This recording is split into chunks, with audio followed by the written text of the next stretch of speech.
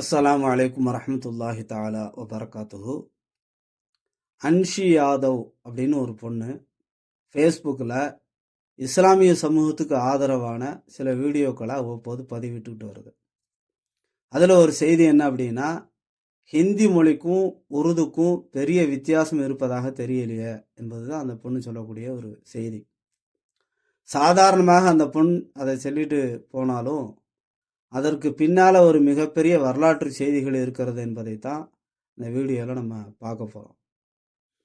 இந்த பதிவின் மூலமாக 3 விஷயங்களுக்கு நமக்கு தெளிவு கிடைக்கும். ஒன்று, ஹிந்தி மொழி ஏன் திணிக்கப்படுகிறது. இரண்டாவது, ஆலிம்கள் பாத்தியா ஓதி சம்பாதிக்கிறாங்க என்ற விமர்சனங்கள் வைக்கப்படுகிறது ஏன்.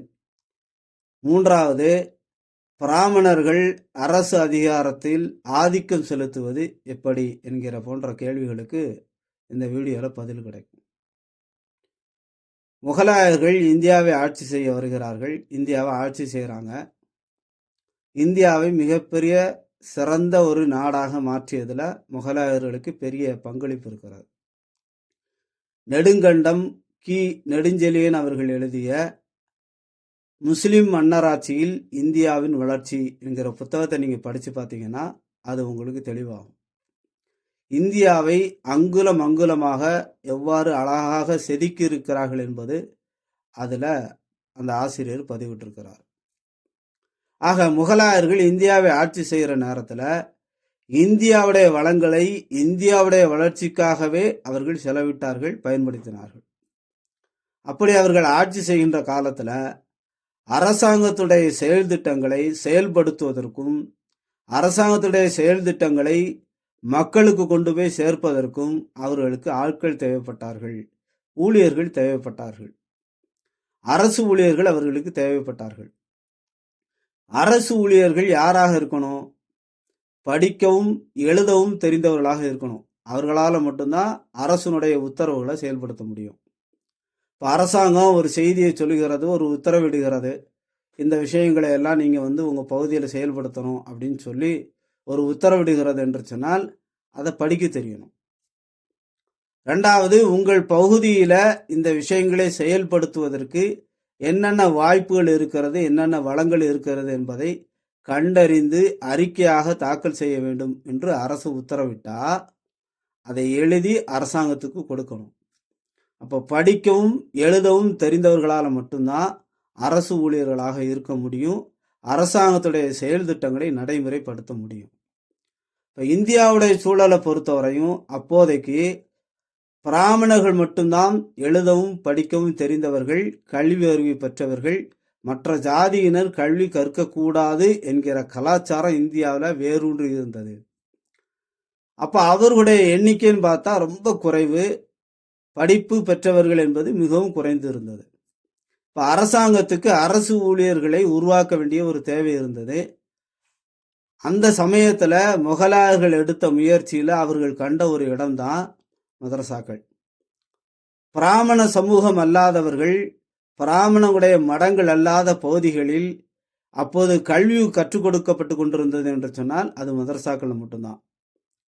இப்போ அங்கே குரானு, ஹதீஸு, மார்க்க சட்டத்திட்டங்கள் எல்லாம் படித்து கொண்டிருந்தார்கள். இப்போ அங்கு இருந்தவர்கள் எழுதவும் படிக்கவும் தெரிந்தவர்களாக இருந்தாங்க. இப்போ முகலாயர்கள் என்ன செய்கிறாங்கன்னா, அலுவல் மொழி என்று உருது மொழியை உருவாக்கி அந்த மொழியை மதரசாக்களில் கொடுத்து மாணவர்களை அதை கற்றுக்கொள்ளும்படி செய்தார்கள். இப்போ அங்குள்ள மாணவர்கள் குரானு, ஹதீஸு, மார்க்க சட்டங்களை தாண்டி உருது ஒரு பாடத்திட்டமாக அங்கு அறிமுகப்படுத்தப்பட்டது. அங்கிருந்த மாணவர்கள் எல்லாம் உருது கற்றுக்கொண்டாங்க. அப்படி உருது கற்று வெளியேறியவர்களில் அல்லது உருது கற்று வெளியேறிய சிறந்தவர்களை முகலாயர்கள் தங்களுடைய அரசு அதிகாரிகளாக பயன்படுத்தி கொண்டார்கள். இப்போ அந்த மதரசாவிலிருந்து வெளியேறிய ஆலிம்கள் அரசு அதிகாரிகளாக இருந்தாங்க. அதனால தான் பெரும்பாலும் அந்த காலங்களில் பார்த்தோம்னா பள்ளிவாசலுக்கு பக்கத்திலேயே ஒரு அரசு அலுவலகம் இருக்கும், அல்லது அந்த அரசாங்கத்துடைய அலுவலக அதிகாரி தான் அந்த பள்ளிவாசலுடைய இமாமாக இருந்திருக்கிறார். இப்போ இப்படியான ஒரு நிர்வாக சூழலுக்காக முகலாயர்கள் என்ன செய்கிறாங்கன்னா, உருது மொழியை உருவாக்கி அதை மதரசாவுடைய பாடத்திட்டத்தில் சேர்த்து கல்வி அறிவியை கொடுத்து அரசு அதிகாரிகளாக ஆலிம்களை பயன்படுத்தி கொண்டார்கள். இப்போ இந்த சூழல்ல பிரிட்டிஷார்கள் இந்தியாவை ஆட்சி செய்யறதுக்காக இந்தியாவை ஆதிக்கம் செலுத்தி கொண்டிருக்கிறார்கள். இந்த சூழல்ல பிரிட்டிஷாருக்கு உலகம் முழுவதும் ஒரு பெரிய தலைவலியை ஏற்படுத்தி கொண்டிருந்தது யாருன்னா முஸ்லீம்கள் தான். எல்லா நாடுகளிலும் சுதந்திர போராட்டத்தை முன்னெடுத்து நடத்தி பிரிட்டிஷார்களுக்கு பெரிய தலைவலியை ஏற்படுத்தினார்கள். எனவே முஸ்லீம்களை ஒழித்து கட்ட வேண்டும் என்ற மனநிலை பிரிட்டிஷார்கள் இருந்தார்கள். இந்தியா முழுவதும் நாம மட்டும்தான் கல்வி கற்று இருந்தோம். ஆனால் இந்தியாவில் ஒரு பெரும்பகுதி மக்களை கல்வி கற்க வச்சுட்டாங்களே. இந்த முஸ்லீம்களை இந்த இந்திய அரசினுடைய சூழலில் இருந்து தனிமைப்படுத்த வேண்டும் என்று பிராமணர்கள் ஆசைப்பட்டு கொண்டிருந்தாங்க. 2 பேருக்கும் முஸ்லீம்கள் மீது ஒரு வெறுப்பு இருந்தது. எப்படியாவது இவர்களை அரசு அதிகாரத்திலிருந்து அப்புறப்படுத்தணும். அப்போ ஒரே கல்லில் 2 மாங்காவை அவங்க அடித்தாங்க. அதுதான் ஆங்கிலம் கற்க வேண்டும் என்ற கட்டளை. இப்போ ஆங்கிலம் கற்க வேண்டும் என்ற கட்டளையை பிரிட்டிஷார்கள் கொடுத்த போது இந்தியாவில் இருந்த மார்க்க அறிஞர்கள் ஆங்கிலம் கற்பதை ஹராம் என்று சொல்லி ஆங்கிலம் கற்பதை தவிர்த்து விட்டார்கள். ஹராம் என்று சொன்னோடைய நோக்கம் என்ன அப்படின்னா, பிரிட்டிஷாருக்கு அவருடைய ஆட்சிக்கு அவருடைய அதிகாரத்திற்கு நாம் ஒத்துழைக்க கூடாது என்பதற்காக இந்த ஒத்துழையாமையை பயன்படுத்தி கொண்ட பிராமணர்கள் தாங்கள் ஆங்கிலங்களை கற்றுக்கொண்டு பிரிட்டிஷாருக்கு ஒத்துழைக்கக்கூடியவர்களாக மாறி உயர்ந்த பதவிகளை அவர்கள் அடைந்து கொண்டார்கள். இன்று வரையிலும் அந்த பதவிகளில் அவர்கள் நீடித்திருக்கிறார்கள். இதே நேரத்தில் நேற்று வரையும் அரசு ஊழியராக இருந்த ஆலிம், பள்ளிவாசலுடைய இமாம், இன்னைக்கு எந்த ஊழியரும் இல்லாத ஒரு சாதாரண மனிதராக மாறிவிட்டார்கள். வேலையை இழந்து விட்டார்கள், அரசு வேலையை இழந்து விட்டார்கள். இப்போ வருமானத்திற்கே வழி இல்லாத இந்த சூழல்ல ஆங்காங்கு இருந்த செல்வந்தர்கள் என்ன செய்கிறாங்கன்னா, அந்த இமாமுக்கு தாங்கள் உணவளிக்க பொறுப்பேற்றுக் கொள்கிறார்கள். சில சமயங்களில் உணவு கிடைச்சிது, சில சமயங்களில் உணவு கிடைக்கல. இந்த மாதிரியான சூழலில் ஊர் மக்கள் என்ன செய்கிறாங்க, அந்த ஆலிம்களுக்கும் அவங்களுடைய குடும்பத்தார்களுக்கும் உணவளிக்கிறாங்க.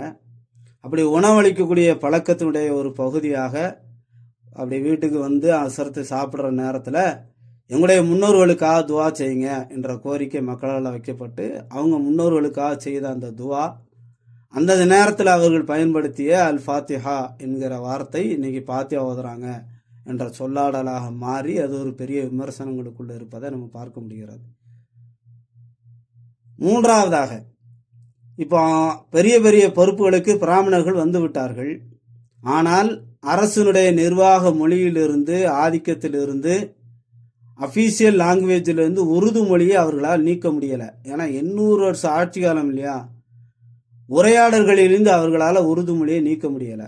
எனவே எழுத்தில் இருந்தாவது அவற்றை நீக்க வேண்டும் என்பதற்காகத்தான் மகாராஷ்டிரா மாநிலத்தில் தேவநாகரி என்கிற ஒரு மொழியை தேர்ந்தெடுத்து அந்த மொழியை உருதுக்கு பகரமான எழுத்து வடிவமாக பிரச்சாரம் செய்து இன்னைக்கு மக்கள்கிட்ட கொண்டு போய் சேர்க்கக்கூடிய வேலையை அவர்கள் செய்து கொண்டிருக்கிறார்கள் என்பதை நாம் இதன் மூலமாக தெரிந்து கொள்ள வேண்டும்.